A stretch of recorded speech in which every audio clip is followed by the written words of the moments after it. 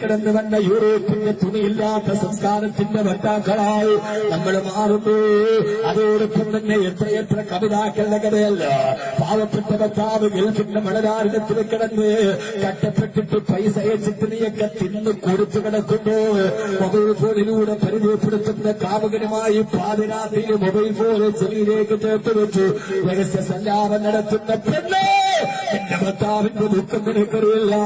ഗൾഫിന്റെ മണലാരണ്യത്തിന് ഭർത്താവിന്റെ ദുഃഖം നിനക്കറിയില്ല. നിന്നെ പോലെ ഗതികെട്ടവളാണ് ഈ പെണ്ണ്. താൽക്കാലികമായ നിന്റെ വിചാരത്തിന്റെ വേദിയേറ്റത്തിന്റെ തള്ളിച്ച കാരണത്താൽ ഗൾഫിന്റെ മണലാരണ്യത്തിൽ കിടന്ന ഭർത്താവിനെ ഒന്ന് തിരിച്ചറിയാൻ കഴിയാണ്. കഴിഞ്ഞ വർഷം ഞാൻ എത്രയോ പ്രാവശ്യം ഈ വിനീതം കണ്ടിട്ടുണ്ട്. നിങ്ങളാരെങ്കിലും ഗൾഫുകാരിവിടെ ഉണ്ടെങ്കിൽ ഞാനവരോട് പറയുന്നത് ഒരു പ്രാവശ്യമെങ്കിലും നിന്റെ ഭാര്യയും മക്കള് ഒരു വിസിറ്റിംഗ് വിസ എടുത്തിട്ട് ഗൾഫിൽ കൊണ്ടുപോയി നീ ജോലി ചെയ്യുന്ന സ്ഥലമൊന്ന് കാണിച്ചു കൊടുക്കണത്, നീ കിടക്കുന്ന സ്ഥലം കാണിച്ചു കൊടുക്കണത്. അവൾ ഇവിടെ കാണുന്നത് മാസം വരുന്നറിയാലാണ്. ആരോ കൊണ്ടുവന്നു കൊടുത്ത പച്ചനോട്ടിന്റെ തിളക്കമാണ്.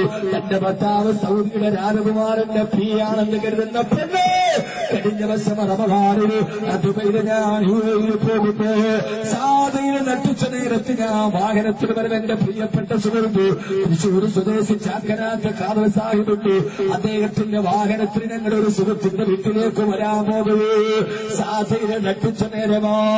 ആ നട്ടിച്ച നേരത്തെ തീ കാരണത്താൽ സൂര്യന്റെ ചൂട് കാരണത്താൽ രോമം പോലും കഴിഞ്ഞു പോകുന്ന ചൂട് അവിടെ കൊണ്ടുപോയി വാഹനം നിർത്തിയിട്ട് നിർത്താൻ വേണ്ടി ഡോറ് തുറക്കുന്നു.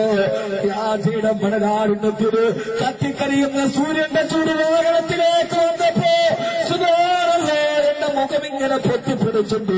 തലയിലിട്ടിരിക്കുന്ന പട്ടമെടുത്ത് മുഖത്ത് മറച്ചുണ്ട്. കാതൽ സാഹിബിനോട് ഞാൻ പറഞ്ഞ ഞാൻ ഇറങ്ങുന്നില്ല,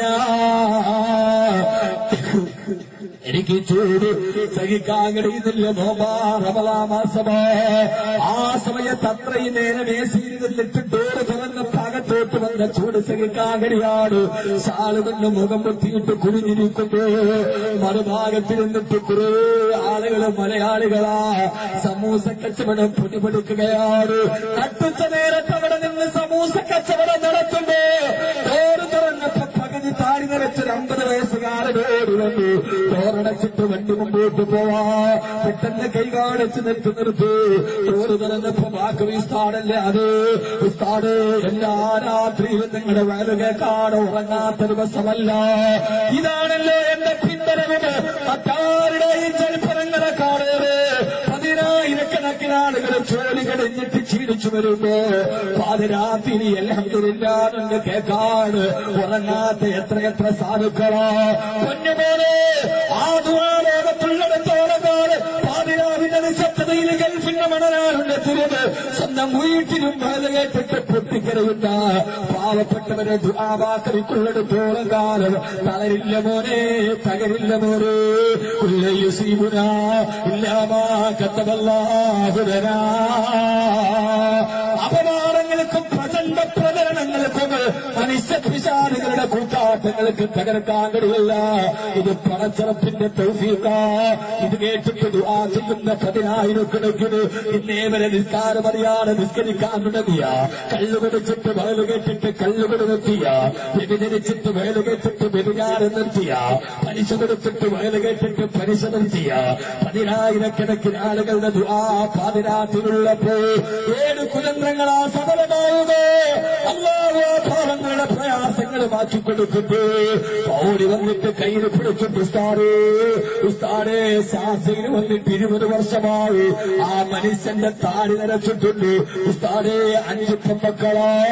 നട്ടിച്ച നേരത്ത് ശാസ്ത്രിയിൽ കിടന്നിട്ട് ഞാനൊരു പറയുന്നതെന്തിനാ? പ്രണയത്തിന്റെ സങ്കല്പം മാറിയപ്പോ ആ സമൂസ വെച്ചിട്ട് ഉസ്താദേ 20 വർഷമായി 5 പെൺമക്കളാ. മൂത്ത മോൾക്ക് 26 വയസ്സ് പ്രായമായി. 5 പെൺമക്കളുടെയും വിവാഹം കഴിഞ്ഞില്ല ഉസ്താദേ എന്ന് പറഞ്ഞിട്ടാ പാവപ്പെട്ട പ്രവാസിയെ കാണുമ്പോ പെങ്ങളെ ഇതുപോലെ നിന്റെ ഭർത്താവിന് പോലെ എത്രയെത്ര ചെറുപ്പക്കാരാണ് നട്ടുച്ച നേരത്ത് കൊടുക്കുന്ന ആ പിരിയാറ് വാങ്ങിച്ചു കൊണ്ടുപോയി വൈകുന്നേരം ആ കിടക്കുന്ന ഒരു ചെറിയ പാത്രത്തിന്റെ താഴെയിട്ട് വെച്ച് ഒരു മാസമാകുമ്പോ അത് 10,000-ങ്ങളായി വീട്ടിലേക്ക് വരുമ്പോ അതിനാ സമയത്ത് രഹസ്യകാമകൻ അടുക്കളയുടെ വാതില് തുറന്നു കൊടുക്കുന്ന പെണ്ണ് നിന്റെ ഭർത്താവിന്റെ കണ്ണുനീര് മതിയടി.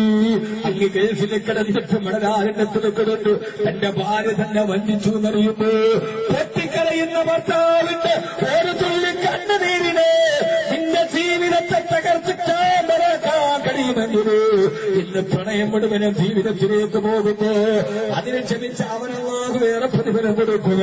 പക്ഷേ ഇത്ര നന്ദി കെട്ടവളായി മാറിയതെങ്ങനെയാ? ആയിരക്കണക്കിന് മുസ്ലിം പെണ്ണുങ്ങളെ അന്യ ചെറുപ്പക്കാരുടെ കൈപിടിച്ചിട്ടും മക്കളെ മറന്നിട്ട് ഭർത്താവിനെ മറന്നിട്ട് വിളിച്ചോടുന്നു. അല്ലാഹു പടച്ചതമ്പുരാനെ തന്നെയാണ് സത്യം. അല്ലാഹുവിന്റെ ഖുർആൻ പറയാ മറ്റൊരുത്തിന്റെ കൂടെ നീ വിളിച്ചോടിയിട്ട്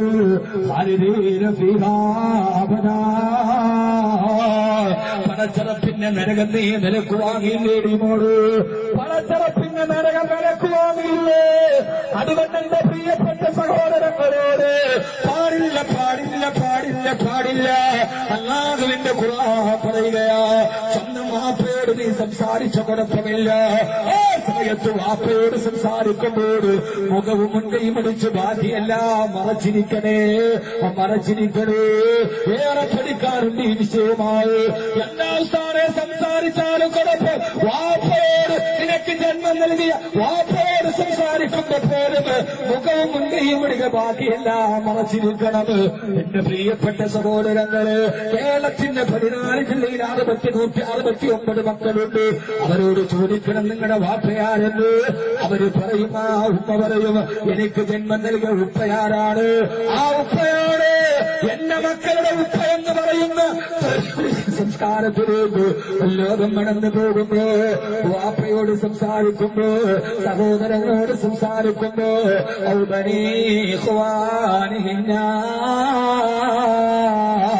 സഹോദരന്റെ ആൺമക്കളോട് സംസാരിക്കുമ്പോ അതോടൊപ്പം തന്നെ അല്ലാഹു പറയാ